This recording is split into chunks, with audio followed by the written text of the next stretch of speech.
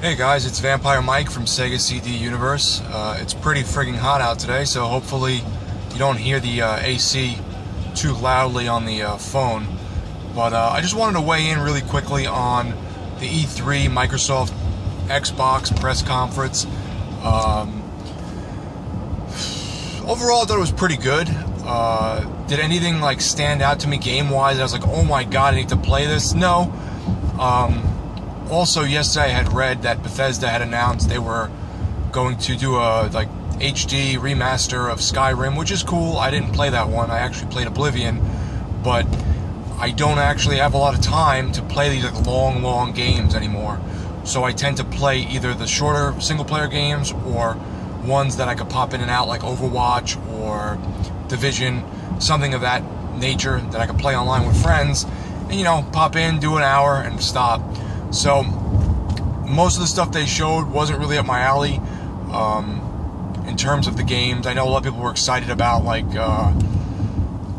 what was it? They showed Recore, which people are now disappointed in, which was the game that the dude from Metroid was making. It's an Xbox and I think PC, possibly exclusive.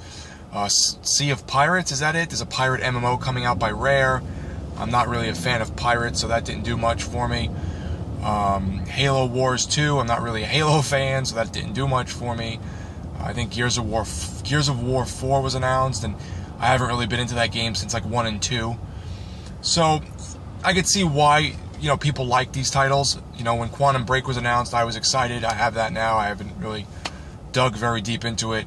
Overwatch I liked after playing the beta to a degree, but now I'm really having a great time with it. So, you know, things do change, and there is an ebb and flow with what I like and what kind of piques my interest after it comes out and stuff, or price drops, etc. In terms of the hardware, they did announce a slim Xbox One, which doesn't have a Kinect port, but you can buy like a dongle to connect the Kinect, no pun intended, to the system. I don't know, I really liked my Kinect. I do enjoy turning the system on and off with it and navigating. I never really liked it for games. I'm not much of like a person who likes to, you know, have dancing or movement. That's not my thing. So I'm contemplating getting rid of mine at this point because it shuts off a lot, and I have to unplug it, hard reset the Xbox, plug it back in, then it works for a little while, then it shuts off again. The only thing I really used it for was Skype with Beth. We found it sometimes easier than making phone calls to bullshit with one another, but she lives with me now. The only other thing was, you know, navigating the menus, which is pretty easy now. It's pretty straightforward with the controller, and recording things. You'd be able to say, you know, Xbox, record that, or whatever, Xbox, take a screenshot. You can do that by double tapping the glowing X in the middle of the controller and pushing a button. So is it a little more or a little less conducive?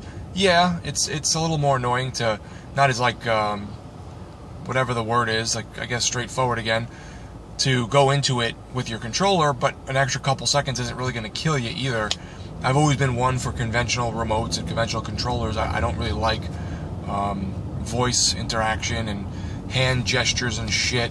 So, I don't know. Like I said, I'm contemplating just getting rid of the Kinect at this point, and whatever. The Xbox Slim, I'm going to skip on. I like having a larger console because of the ventilation and airflow, and the power brick, the, you know, adapter, the power adapter, is inside the system on the Slim. So that's, you know, a pretty big deal. People don't like that huge brick on the floor. I personally don't want it in the system because it probably emits more heat. Maybe there's more fans, you know. With the Xbox One, they always made sure to make it really quiet. They always make sure to make it pretty cool because of what happened with the 360 with the red rings and the overheating. So I tend to like the bigger consoles because I feel like they have just more ventilation. You never know, though. The Slim could come out and they could have like crazy amounts of fans, and the thing could be dead silent. What else does it have? It has different forms of hard drives. You can buy one with a 500 gig, a terabyte, or 2 terabytes. I have an external 4 terabyte, so again, that doesn't really do much for me. It does do 4K video like Netflix and Blu-rays, but I don't have a 4K TV, so that doesn't help me. It's kind of a holdover for anyone who, you know, doesn't want to wait for the Scorpio. The Scorpio was announced. I'm sure most of you watching this know about that. And that is a new rendition of the Xbox One coming out in 2017. Supposedly, it's going to be backwards compatible with all the accessories, all the games, you know, but will look amazing with the new titles. They said it's 6 teraflops. What are the other things they mentioned about it? 60 hertz, and I think he said hertz if I remember correctly. Like I don't think he said 60 FPS. I think 60 hertz is what he said. And forgive me if I'm wrong on that. And like the pixel density and this and that, and it's gonna have HDR, which is the high definition range, I believe it stands for. So it's the difference between the really dark blacks and the really like light bright whites. Like there's more of a gradation there. So that's cool. Again, I don't have a 4K TV. The system's going to be pretty powerful. It can do VR with the Oculus Rift, I think. They're making like a, you know, they have like some kind of team going on with Oculus and Microsoft. It looks cool. I mean, I'm more interested in that than anything else. But it also sort of like, really, I've only gotten like, I think I bought the system in March of 2013. So I've gotten 3 years out of it, and now you're already announcing a new system. But they're saying the end of 2017. So I'll still have almost another 2 years out of the thing. So, I mean, that's pretty much what you expect, right? Like 5 years out of a console. Sony really has to follow up with something big and pertinent, because the PS4K or 4.5 was supposed to be, you know, the strongest thing out there, and that's coming, I think, at the end of this year. But now the Xbox is coming out later and going to be stronger, so they kind of came out swinging. And I watched a couple of videos on people's like reactions to the conferences and whatever.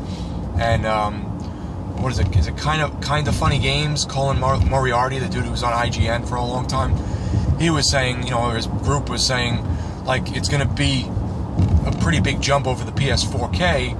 What the hell is Sony going to do now later on in their conference? They really must be scrambling to figure out what they're going to do. Are they going to pull back and not put the 4K out there and wait and put something better out? I don't know. So I guess we'll see what happens with that. But hey, competition is what you want. You always want car creators to make the newest, best cars. You want, you know, video game makers to make the newest, best video game systems and to push things to the limit. Because if you don't, you end up stagnating and not having the coolest shit and the best prices. So you want them to fight it out a little bit, you know? I find it very stupid when people get into these like console wars. It's like, how old are you? If you're not 12 or 13 years old fighting about this, you shouldn't be talking about it, because these people don't give a fuck about you. I've said this. It's an industry. It's a business. They want your money. Do some of them have a love for games and a love for the console and a love for the brand? Sure, I'm sure they do. I'm sure there's people out there with the heart in this. Phil Spencer seems like a pretty genuine guy from when I watch his videos. But, you know, like, he wants to make money and, you know, have the stockholders make money and do the right thing for the company. It's his job. It's his well-being. Does he love games? Probably. I think he's a gamer. So, you know, it's great and all, but people act like, oh, you know, so-and-so has this, so-and-so has that. He's an idiot for having that. It's like, who cares? Are you having fun? Are you playing games you like? That's great. That's kind of always what it's been about for me. The only thing I feel like, and I mentioned this, that I missed out on with the PS4 was King of Fighters and Street Fighter, and Shenmue 3. I mean, you know, if they don't port that over at some point to something I can play, kind of up shit's creek on that one. But the other thing they announced was Tekken 7. They kind of fooled me on that one, because they were like showing Akuma fighting Heihachi, and I was like, oh, Tekken vs. Street Fighter again, cool, that was a cool game. And then it just ended up being Tekken 7, and I'm not the biggest Tekken 7 fan. I tend to prefer Street Fighter and King of Fighters, but still a cool thing. That one, I don't know if that was an Xbox exclusive, but I think it was. I'm not quite sure. So that's kind of interesting. At least, you know, that's kind of weird that Sony's getting, you know, Street Fighter and Tekken's getting, Microsoft's getting Tekken, but then they include Akuma in it. So what, they paid licensing fees to Capcom to have their guy in it? Like, so, but you won't put the game out on the Xbox? So that was kind of funny, the Street Fighter, the newest Street Fighter. But who knows, you know, money talks. Maybe Capcom will release a Street Fighter what is it, 5 now, you know, Ultra Edition at one point. Maybe both systems will get, I don't know, who knows. But, trying to think what else. I guess that's about it. You know, it sort of burnt me at first with the new consoles. I was like, really, they're putting out new consoles already? But as long as they do keep their word and they are backwards compatible with all the older stuff, same framework or whatever you want to call it, and then I'll be okay with it, I guess. And I may get it. I may get the Scorpio. I'm going to skip the Slim. But overall, I thought it was a pretty good conference, and I think if you were invested in any of the titles that you knew were coming out, you probably liked it. The other thing they mentioned, which I think Bethesda mentioned, I don't know if I mentioned this, Prey 2, which was kind of a little bit of a shocker. I really liked Prey 1. The intro was amazing. I know Sean Long, my friend, had said online that nobody liked Prey 1, they just liked the intro. I actually liked the game. So, after I got past the nausea, because I was getting extremely nauseous from seeing shit flip upside down while I was playing it the whole time. But, I just glimpsed, like, I took a quick glimpse of the trailer of Prey 2, and I was kind of like, is this like about bounty hunters? Like, what is this? So I don't know if I'm as into it as the other one, because the other one had an interesting new take on things. I don't know what's going to be, like, new and interesting about this one. But Bethesda also announced yesterday, so I guess it's more of a Bethesda Microsoft talk, Quake Champions, I think it was called. It was a new Quake Arena shooter, and that's cool, because I like Quake. I always preferred Quake to Doom, both single-player and online, so pretty cool stuff. Overall, I thought it was a pretty good conference. I probably won't weigh in on the Sony conference, because I don't have a Sony system any longer. I had the Vita. They've kind of left that out there floundering, so I don't have that anymore. So I probably won't weigh in on it, because I'm not, you know, monetarily invested in the ecosystem there. So I may just read up on it a little bit afterwards. But overall, that was a good conference, and that's my take on things. And yeah, the Scorpio was the coolest thing overall for me. So thanks, guys, for watching. It's Vampire Mike from Sega CD Universe. Be good.